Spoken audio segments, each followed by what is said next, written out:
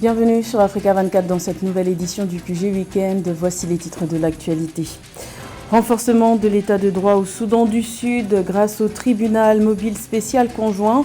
Ce tribunal itinérant lancé en 2020 permet de lutter contre l'impunité dans les zones les plus reculées.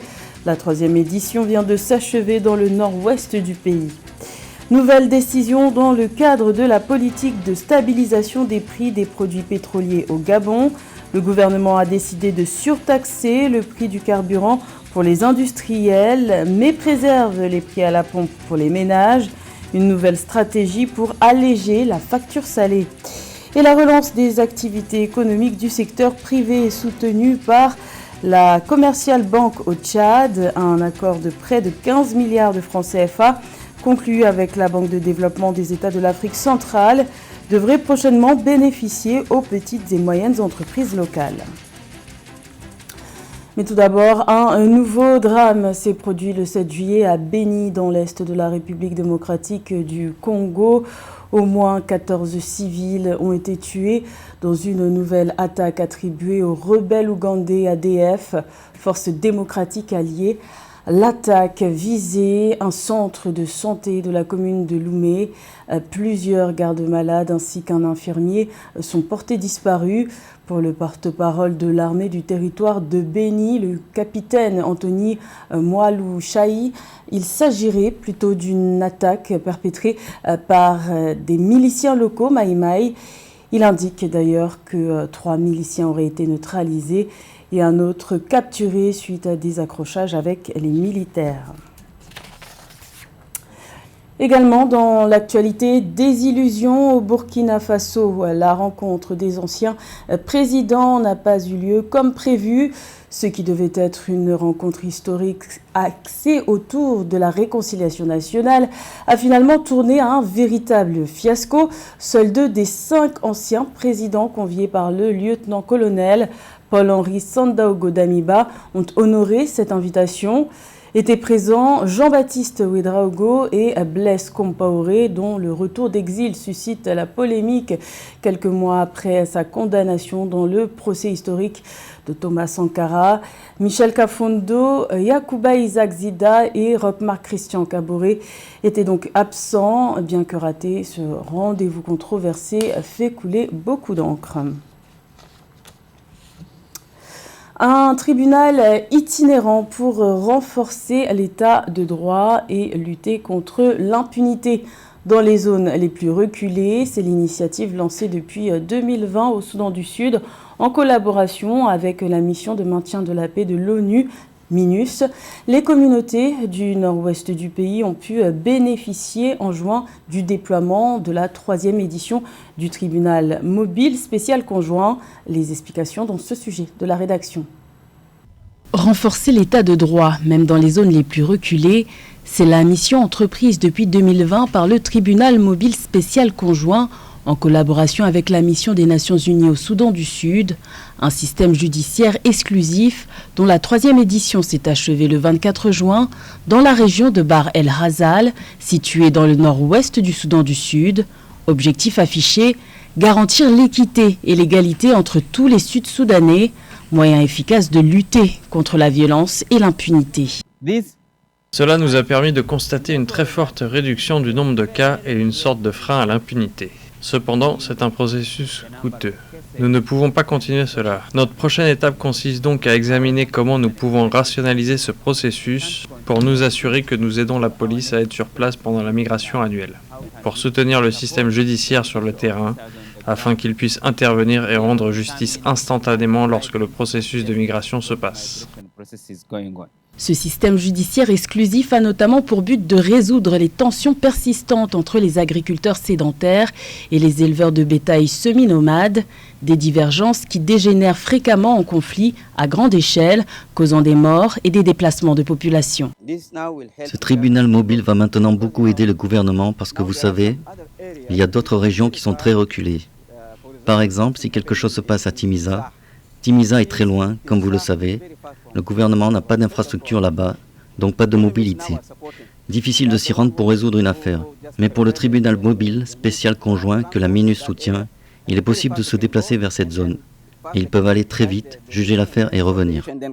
Cette 3e édition a permis d'enquêter sur plus de 30 affaires, dont une liée à des violences sexuelles et sexistes. Rien qu'en 2021, le tribunal itinérant déployé dans le Bahr El Ghazal occidental avait reçu plus de 1400 plaintes, mené plus de 100 enquêtes et jugé 24 affaires impliquant des différends entre éleveurs de bétail et agriculteurs. 93 milliards de dollars, c'est le montant des ressources mobilisées lors du sommet IDA 20 pour l'Afrique qui s'est tenu à Dakar au Sénégal le 7 juillet. Un montant record qui doit permettre de surmonter les multiples crises et défis auxquels fait face le continent africain. Le but étant d'assurer la relance économique post-Covid. Plus de détails avec Philomène. La reconstitution des ressources de l'IDA 20, programme de l'Association internationale de développement, a connu un succès pour avoir mobilisé un montant total de 93 milliards de dollars. L'appel à l'action de Dakar exprime l'engagement des gouvernements africains en faveur d'une relance forte et d'une transformation durable et inclusive des économies en partenariat avec l'IDA.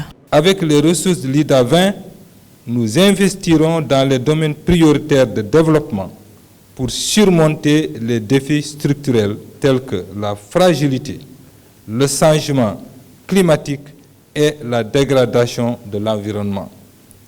Nous prenons l'engagement d'améliorer la productivité agricole par l'innovation dans les chaînes de valeur alimentaire et de développer une agriculture adaptée au changement climatique afin de réduire notre dépendance à l'égard des importations de produits alimentaires. Les dirigeants africains s'engagent à définir et rendre opérationnels de façon urgente et optimale les projets et programmes qui permettront de relever les défis de développement du continent.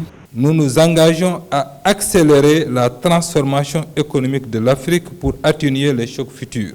À travers un leadership politique fort et des actions volontaristes, notamment dans les domaines de la bonne gouvernance, de la sécurité et de la paix, ainsi que dans la préparation aux crises, nous prenons l'engagement de réussir le défi de la reprise post-Covid et de modifier notre trajectoire de développement.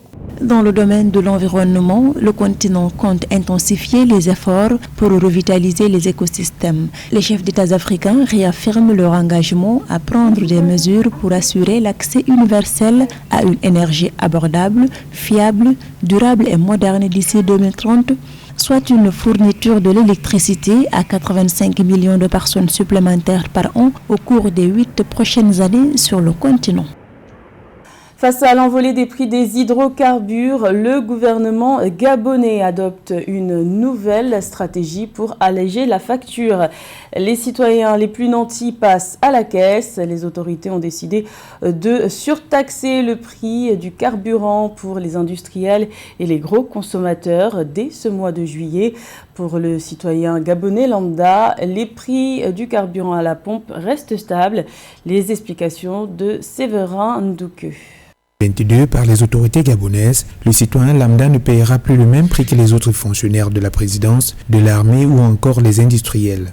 Le prix à la pompe jusqu'ici subventionné par l'État est passé de 605 francs CFA contre 835 francs CFA pour l'essence et de 585 francs CFA contre 830 francs CFA le gasoil pour les industriels et les autres fonctionnaires visés. Je crois que c'est l'une des meilleures décisions du gouvernement de ces derniers temps parce que nous allions droit au mur. Il y avait un problème. Le carburant subventionné se vend à la pompe à un prix qui est différent du carburant non subventionné qui se vend aux industriels. Le but de la subvention, c'était permettre de juguler un peu la crise sociale que subissent les populations, notamment dans les transports en commun et sur le prix du pain. Une mesure adoptée en raison d'une exigence du FMI, peu favorable à la politique du pays de subventionner tout azimut les prix des produits pétroliers. Pour l'institution financière, la subvention du carburant est de nature à plomber la réalisation d'autres objectifs et de freiner l'atteinte des objectifs fixés en orientant une grande partie du budget de l'État vers le financement de ce que consomment les populations les plus nanties. Il y a des mesures mises en place par la Direction générale des hydrocarbures pour contrôler l'effectivité des décisions prises. Le bénéfice pour le gouvernement, déjà, c'est la paix sociale qu'il en tire. Les tensions sur les transports en commun, les tensions sur le prix du pain, ça pose un gros problème au gouvernement, ça cause des grolles sociales. Le second bénéfice, c'est clairement des meilleurs revenus, donc une meilleure vente de son carburant non subventionné auprès des industriels, auprès des forestiers, auprès des grumiers. La décision n'a pas tardé à laisser paraître ses conséquences. Malgré la mesure réduisant de 15 francs CFA le tarif du transport urbain décidé par le gouvernement depuis le 24 juin 2022, les transporteurs ont augmenté le tarif du transport au Gabon. Selon les autorités gabonaises, entre 2015 et 2018, l'État a dépensé 700 milliards de francs CFA en subventions. Au Tchad, les petites et moyennes entreprises qui représentent plus de 50% du tissu économique reçoivent du soutien dans leurs activités post-Covid. Un accord de près de 15 milliards de francs CFA a été conclu entre la commerciale Banque du Tchad et la Banque de développement des États de l'Afrique centrale, BDEAC. Cette ligne de crédit doit être rétrocédée sous forme de prêt à des PME tchadiennes. Reportage de notre correspondant Mahamat Ramadan. La Commercial Bank et la Banque de développement des États de l'Afrique centrale ont signé ce lundi 4 juillet 2022 un accord de près de 15 milliards de francs CFA pour le financement des petites et moyennes entreprises. L'objectif est d'apporter un appui renforcé et conséquent au secteur privé tchadien en détresse face à la pandémie de Covid-19. Cette ligne en faveur des PME permettra de booster les activités économiques et la création d'emplois. L'accord du prêt de la BDAC qui nous réunit pour un montant de 15 milliards de francs CFA en notre faveur, s'inscrit dans la droite ligne de notre plan stratégique qui a pour vocation d'apporter des solutions de financement innovantes et diversifiées à l'économie nationale à travers notre clientèle privée, principalement celle des PME-PMI.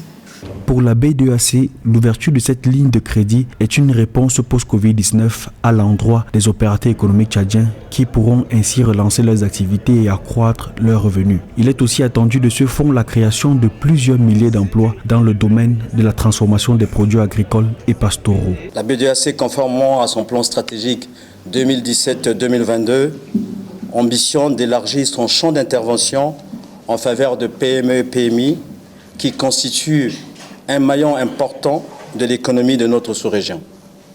En effet, les interventions de la BDEAC à travers les lignes de financement ou de crédit accordées aux institutions financières nationales de la sous-région constituent un instrument que nous ambitionnons pour atteindre les petites et moyennes entreprises et les petites et moyennes industries. Pour rappel, les petites et moyennes entreprises constituent le moteur de l'économie nationale, mais peu exploitées dans les portefeuilles bancaires au Tchad. En décidant de financer ce pan majeur de l'économie, la Commercial Bank Tchad assume un pari en dépit du risque de crédit relativement élevé dans ce secteur. La 14e édition de la Coupe d'Afrique des Nations féminines de football se poursuit jusqu'au 23 juillet au Maroc avec 12 équipes en lice. La 3e journée des phases de poule a débuté ce vendredi 8 juillet. Et pour comprendre l'enjeu de cette ultime journée, retour sur les résultats des 2 précédentes journées avec Nathalie Mo. Sur le chemin des quarts de finale de la Coupe d'Afrique des Nations féminines 2022, l'Afrique du Sud fait un carton plein. Qualifiée pour le second tour de la compétition au terme de la 2e journée, les Sud-Africaines ont remporté leur match contre le Burundi le 7 juillet 2022 sur un score de 3-1. Le Burundi a terminé la partie à 10 après le carton rouge de Anousiat Nshimirimana à la 73e minute. Cependant, l'équipe burundaise a marqué ce match par de belles actions décisives, notamment l'arrêt de la gardienne Janine Irakoze qui a empêché à Germaine Sioposenwe de transformer un penalty en fin de première mi-temps. Je pense qu'à certains moments, nous nous sommes su-investis. À maintes reprises, nos tirs ont échoué entre les gants de la gardienne qui, de mon point de vue, méritait d'être désignée la femme du match. Nous avons créé quelques belles opportunités, mais une fois de plus, nous avons noté des erreurs défensives que nous devons régler. Le dernier match de cette deuxième journée dans le groupe C a opposé le Nigeria au Botswana. La rencontre a été remportée par les joueuses nigérianes par 2-0. La victoire salutaire pour les champions d'Afrique en titre permet à l'équipe menée par le coach Randy Waldrom de se relancer après l'échec face à l'Afrique du Sud. Souvenons-nous qu'à la dernière édition de la Coupe d'Afrique des Nations, le Nigeria a perdu face à l'Afrique du Sud lors du premier match, mais à la finale, nous avons réussi à renverser la vapeur en remportant le titre. Nous devons également comprendre que quel que soit le résultat, nous devons continuer d'avancer dans la compétition. Dans le groupe A, le Maroc et le Sénégal, déjà qualifiés pour les quarts de finale, se croisent ce 8 juillet 2022 en match ultime de la phase de groupe de la CAN féminine 2022. Le Burkina Faso et l'Ouganda, eux, vont en quête d'une place de meilleure troisième, qualificative pour le second tour de la compétition. C'était le journal de la rédaction. Merci de l'avoir suivi. L'information continue sur Africa 24.